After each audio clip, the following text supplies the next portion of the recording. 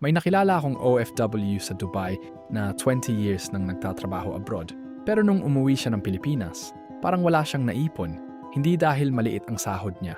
May tatlong mali kasi na ginawa niya na ginagawa din ng maraming OFW. Una, walang financial education.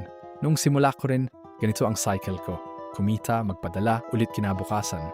Hindi ako natuto mag-invest, mag-budget, o mag-plan para sa retirement.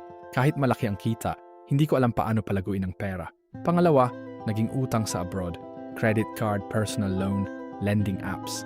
Akala mo kaya mo bayaran, pero yung interest kumakain sa savings mo. Imbes na nag-iipon, nagbabayad ka na lang ng utang. Pangatlo, nagtiwala sa maling tao. Pinabantay ang business sa kamag-anak, nagpahiram ng malaki, o pinapahawak ang investment. Tapos biglang nawala lahat. Trust but always verify.